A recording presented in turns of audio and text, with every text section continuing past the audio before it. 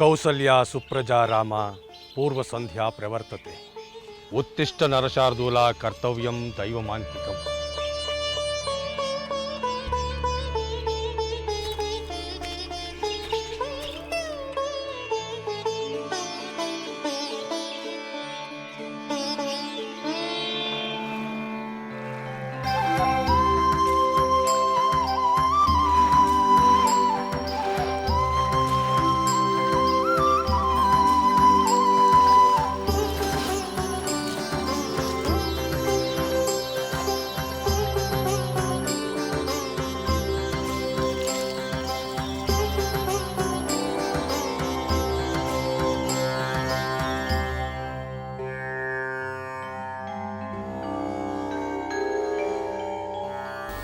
ಓಂ ಭೂರ್ಭುವಃ ಸ್ವಃ ತತ್ಸವಿತುರ್ವರೆಣ್ಯಂ ಭರ್ಗೋ ದೇವಸ್ಯ ಧೀಮಹಿ ಧಿಯೋ ಯೋ ನಃ ಪ್ರಚೋದಯಾತ್.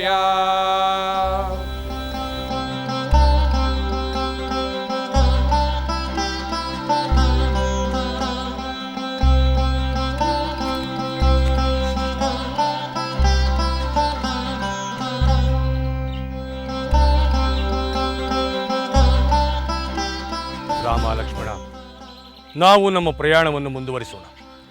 ಇಲ್ಲಿಯೇ ಸರಿಯೂ ಗಂಗಾ ನದಿಗಳ ಸಂಗಮವಿದೆ. ಅಲ್ಲಿ ಮಹಾನ್ ತಪಸ್ವಿಗಳ ಆಶ್ರಮವೂ ಇದೆ.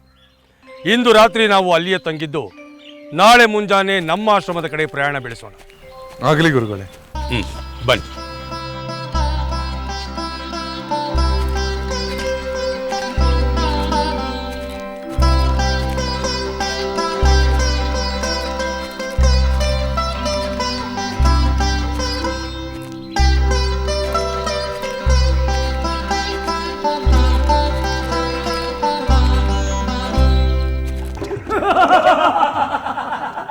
ಸುಬಾಹು, ವಿಶ್ವಾಮಿತ್ರರು ತಮ್ಮ ಯಜ್ಞ ರಕ್ಷಣೆಗೆ ಈ ಬಾಲಕರನ್ನು ಕರೆದುಕೊಂಡು ಹೋಗುತ್ತಿದ್ದಾರೆ.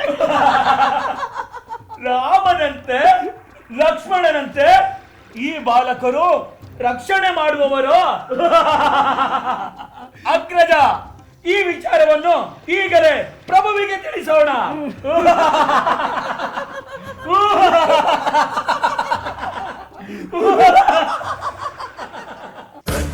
ರಾಮ ಲಕ್ಷ್ಮಣ ಮಹರ್ಷಿ, ರಾಜರ್ಷಿ, ಬ್ರಹ್ಮರ್ಷಿ ವಿಶ್ವಾಮಿತ್ರರ ಯಾಗಕ್ಕೆ ಬಾಲಕರ ರಕ್ಷಣೆ.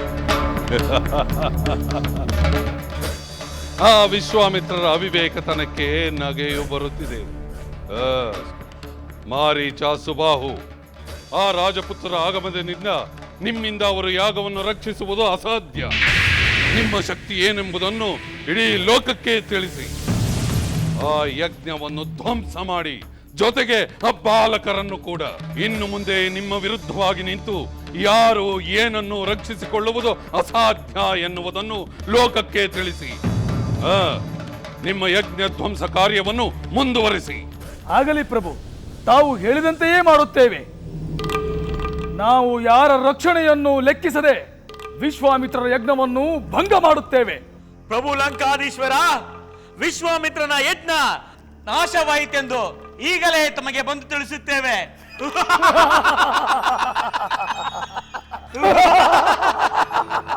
ಎಲ್ಲ ಯಜ್ಞಗಳು ನಾಶವಾಗಲಿ. ಈ ರಾವಣನ ಬಲ ಏನೆಂಬುದನ್ನು ಮೂರು ಲೋಕಕ್ಕೂ ತಿಳಿಸಿ.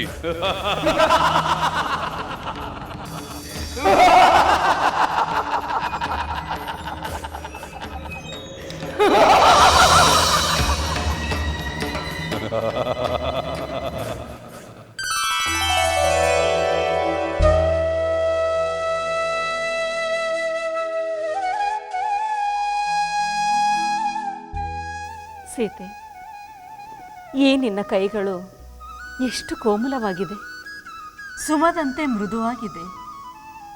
ಮಾತೆ, ಇದೇನಿದು? ಎಂದೂ ನೋಡದಂತೆ ಇಂದೇ ಹೊಸದಾಗಿ ನನ್ನ ಕೈಗಳನ್ನು ನೋಡುವಂತೆ ಹೇಳುತ್ತಿರುವಿರಿ? ಸೀತೆ, ನೀನು ನಮಗೆ ಸಿಕ್ಕಿದಾಗಿಂದಲೂ ಈ ನಿನ್ನ ಕೈಗಳನ್ನು ನಾನು ನೋಡುತ್ತಲೇ ಇದ್ದೇನೆ. ಆದರೆ ಈ ಕೈಗಳಲ್ಲಿರುವ ಶಕ್ತಿ ಮಾತ್ರ ಈಗಷ್ಟೇ ಏನೆಂದು ತಿಳಿಯಿತು. ನನ್ನ ಕೈಗಳಲ್ಲಿ ನೀವು ಕಂಡ ಅಂತಹ ಶಕ್ತಿ ಏನು ಮಾತಾಶ್ರೀ? ಆ ಮಹಾಶಿವಧನುಸ್ಸನ್ನು ಎತ್ತಿ ಹಿಡಿದು ಬಾಣವನ್ನು ಪ್ರಯೋಗಿಸಿದ ಶಕ್ತಿ ಈ ನಿನ್ನ ಕೈಗಳಲ್ಲಿದೆ ಎಂದು ನನಗೆ ಈಗಲೇ ಗೊತ್ತಾಯಿತು. ಸೀತೆ, ಅದು ನಿನ್ನಿಂದ ಹೇಗೆ ಸಾಧ್ಯವಾಯಿತು? ಮಾತಾಶ್ರೀ, ಊರ್ಮಿಳೆ ಎತ್ತರದಲ್ಲಿರುವ ಹೂಗಳನ್ನು ಪಡೆಯಲು ಕಷ್ಟಪಡುತ್ತಿದ್ದಳು. ಅವಳಿಗೆ ಹೂವುಗಳು ಸಿಗಲೇಬೇಕೆಂಬ ದೃಢವಾದ ಸಂಕಲ್ಪದೊಂದಿಗೆ ಶಿವಧನಸ್ಸನ್ನು ಕೈಗೆ ತೆಗೆದುಕೊಂಡು ಬಾಣ ಪ್ರಯೋಗಿಸಿದೆ. ಅದರಲ್ಲಿ ವಿಶೇಷ ಶಕ್ತಿ ಏನೆಂಬುದನ್ನು ನೀವು ಹೇಳಿದ ಮೇಲೆ ಯೋಚಿಸಬೇಕು.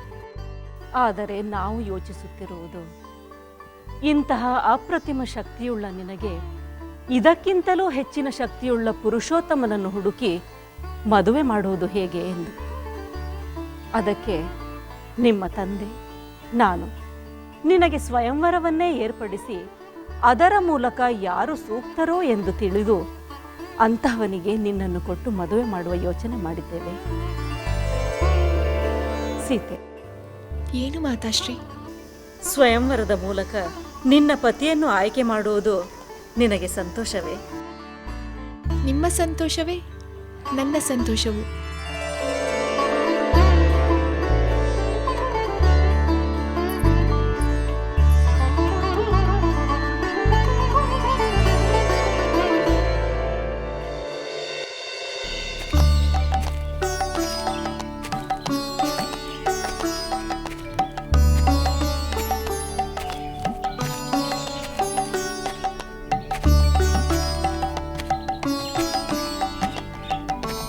ಸಹೋದರ, ಅಲ್ಲಿ ನೋಡು, ಅಲ್ಲಿ ಯಾವುದೋ ಪುರಾತನ ಆಶ್ರಮವಿದ್ದಂತೆ ಕಾಣುತ್ತಿದೆ.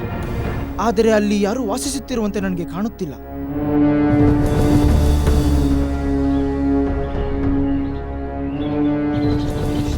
ಹೌದು, ಅದರ ವಿಚಾರವಾಗಿ ಗುರುಗಳನ್ನ ಕೇಳಿದರೆ ತಿಳಿಯುತ್ತದೆ. ಗುರುಗಳೇ, ಅಲ್ಲಿ ಯಾರ್ದೋ ಪುಣ್ಯಾಶ್ರಮವಿದ್ದಂತಿದೆ, ಆದರೆ ಏಕೋ ನಿರ್ಜನವಾಗಿದೆ. ನಿಜ ರಾಮಚಂದ್ರ. ಗೌತಮ ಪುತ್ರರಾದ ಶತಾನಂದ ಗುರುಗಳಿಗೆ ನಮೋ ನಮಃ. ಇಷ್ಟಾರ್ಥ ಸಿದ್ಧಿರಸ್ತು, ಸನ್ಮಂಗಳವಾಗಲಿ.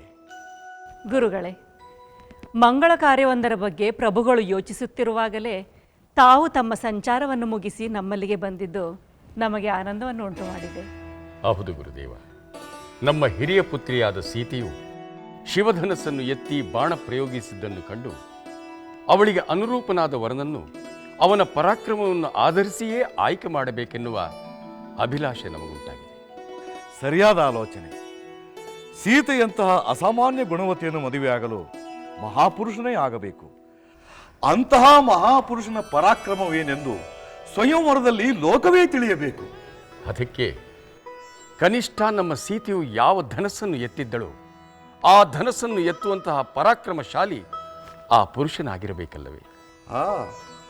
ಹಾಗಾದರೆ ಸ್ವಯಂವರದಲ್ಲಿ ಶಿವಧನಸ್ಸನ್ನು ಎತ್ತಿ ದಾರವನ್ನು ಕಟ್ಟುವ ಪರಾಕ್ರಮಶಾಲಿಗೆ ಸೀತೆಯನ್ನು ಕೊಟ್ಟು ಮದುವೆ ಮಾಡುವುದಾಗಿ ಘೋಷಿಸಬಹುದು. ನಿಮ್ಮ ಸಲಹೆಯನ್ನು ಕೇಳಿ ನಮಗೆ ಅತ್ಯಾನಂದವಾಯಿತು.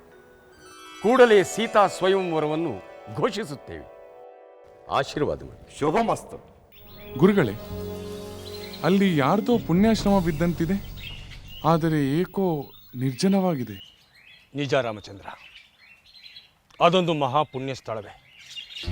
ಆದರೆ ಅಂತಹ ಪುಣ್ಯ ಸ್ಥಳದಲ್ಲಿ ಒಂದು ಮಹಾ ಅನಾಹುತ ನಡೆದಿರುವುದು ವಿಪರ್ಯಾಸವೇ. ಅದನ್ನೀಗ ತಿಳಿಯುವ ಕುತೂಹಲವಾಗಿದೆ ಗುರುಗಳೇ. ಇದು ಎಲ್ಲರೂ ತಿಳಿದುಕೊಳ್ಳಬೇಕಾದಂತಹ ವಿಷಯ ಲಕ್ಷ್ಮಣ. ಬಹಳ ಹಿಂದೆ ಪರಮೇಶ್ವರನಾದ ಮಹಾಶಿವನು ದಕ್ಷಯಜ್ಞದಲ್ಲಿ ದಾಕ್ಷಾಯಿಣಿಯನ್ನು ಕಳೆದುಕೊಂಡು ಮಹಾವಿರಾಗಿಯಾಗಿ ಕೈಲಾಸವನ್ನು ತೊರೆದು ಈ ಪ್ರದೇಶದಲ್ಲಿ ತಪಸ್ಸನ್ನು ಮಾಡುತ್ತಿದ್ದ.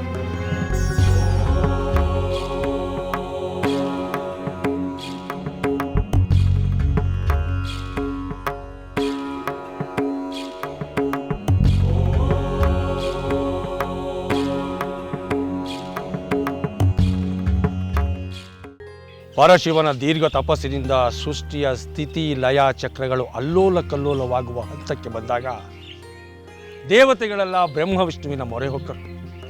ಲೋಕ ಕಲ್ಯಾಣಕ್ಕಾಗಿ ಶಿವನನ್ನು ಮತ್ತೆ ಸಂಸಾರಿಯಾಗಿಸಬೇಕೆಂಬ ತೀರ್ಮಾನಕ್ಕೆ ಬಂದರು. ಅದೇ ಸಮಯಕ್ಕೆ ಸರಿಯಾಗಿ ಹಿಮವಂತನ ಮಗಳಾಗಿ ಜನಿಸಿದ ಪಾರ್ವತಿ ಶಿವನನ್ನೇ ಪತಿಯಾಗಿ ಸ್ವೀಕರಿಸಬೇಕೆಂಬ ಮಹಾ ದೃಢ ಸಂಕಲ್ಪದಿಂದ ಶಿವನ ಧ್ಯಾನದಲ್ಲಿ ನಿರತರಾಗಿದ್ದರು. ಶಿವನು ತಪಸ್ಸಿನಿಂದ ಹೊರಬಂದು ಕಣ್ಣು ಬಿಟ್ಟು ತನ್ನನ್ನು ವರಿಸಲು ಕಾದಿರುವ ಪಾರ್ವತಿಯನ್ನು ನೋಡಿದರೆ ಪರಶಿವನು ಸಂಸಾರಿಯಾಗಬಹುದು. ಆದರೆ ಶಿವ ಕಣ್ಣು ಬಿಟ್ಟು ಪಾರ್ವತಿಯನ್ನು ನೋಡಬೇಕಾದರೆ ಅದಕ್ಕೆ ಮನ್ಮಥನ ನೆರವು ಬೇಕೆಂಬ ತೀರ್ಮಾನಕ್ಕೆ ಬಂದು ಶಿವನ ತಪೋಭಂಗಕ್ಕೆ ಮನ್ಮಥನನ್ನು ನೇಮಿಸಿದರು. ತಪೋಭಂಗವಾಗಿ ಶಿವನ ಕಣ್ಣುರಿಯಿಂದ ದೇಹವನ್ನೇ ಕಳೆದುಕೊಂಡ ಮನ್ಮಥ ಅನಂಗನಾದ.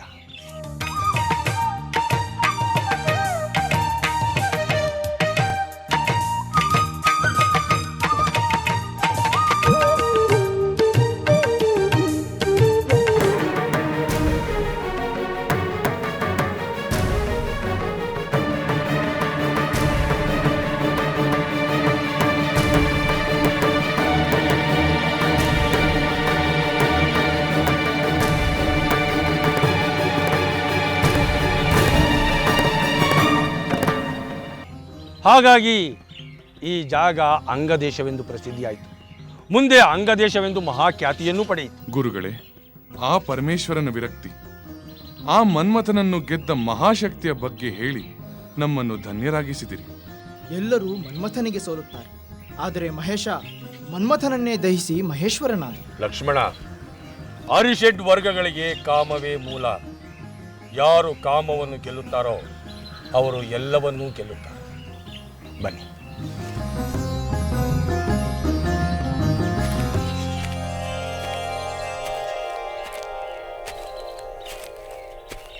ಗುರುಗಳಾದ ಶತಾನಂದರೇ, ನಮ್ಮ ಹಿರಿಯ ಮಗಳಾದ ಸೀತೆಯ ವಿವಾಹವನ್ನು ನೆರವೇರಿಸಲು ತಾವು ಈ ಹಿಂದೆ ಸೂಚಿಸಿದ್ದಂತೆ ಸ್ವಯಂವರ ಏರ್ಪಡಿಸುವ ವಿಚಾರವನ್ನು ಈ ಸಭೆಗೆ ತಿಳಿಸಲು ಉದ್ದೇಶಿಸಿದ್ದೇನೆ. ಅಗತ್ಯವಾಗಿ ಸ್ವಯಂವರವೆಂದರೆ ಅಷ್ಟ ದಿಕ್ಕುಗಳಿಂದ ಹಲವಾರು ರಾಜಕುಮಾರರು ಬರಬೇಕಾಗುತ್ತದೆ. ಸ್ವಯಂವರದ ಸವಾಲನ್ನು ಸ್ವೀಕರಿಸಿ ವಧುವನ್ನು ವಿವಾಹ ಮಾಡಿಕೊಳ್ಳಬೇಕಾಗುತ್ತದೆ. ಅದಕ್ಕಾಗಿ ಹಿಮಾಲಯದಿಂದ ದಕ್ಷಿಣ ದೇಶಗಳ ಎಲ್ಲ ರಾಜಕುಮಾರರಿಗೂ ಈ ವಿಚಾರವನ್ನು ತಿಳಿಸಬೇಕಾಗುತ್ತದೆ. ಅಮಾತ್ಯರೇ ಹಾಗೂ ಸಭಾಸದರೇ, ನಮ್ಮ ಸೀತೆಯು ಸಾಮಾನ್ಯ ಸ್ತ್ರೀಯಲ್ಲವೆಂಬುದು ಆಕೆಯ ಸದ್ಗುಣಗಳಿಂದ ಎಲ್ಲರಿಗೂ ತಿಳಿದ ವಿಚಾರ.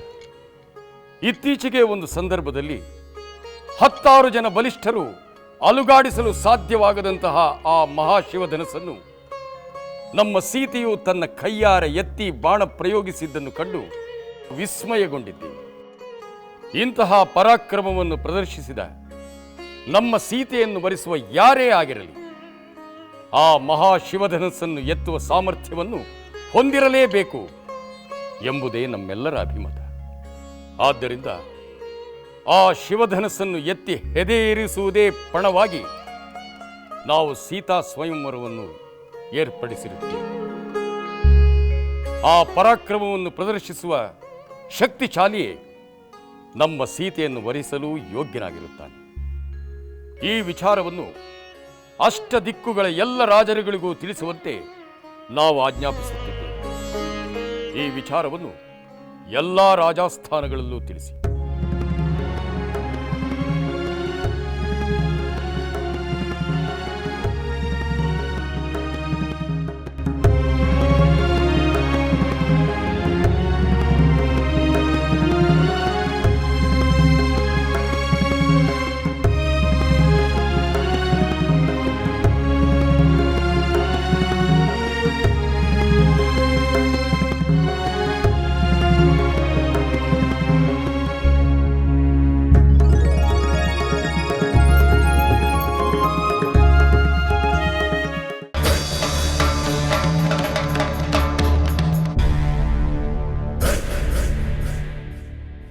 ಶಿವಧನಸ್ಸನ್ನು ಎತ್ತಿ ಹೆದಗೇರಿಸಿದವರಿಗೆ ಸೀತೆಯನ್ನು ಕೊಟ್ಟು ಸಾಕು ಸಾಕು ಮಾಡು ನಿನ್ನ ಸಂದೇಶವನ್ನು.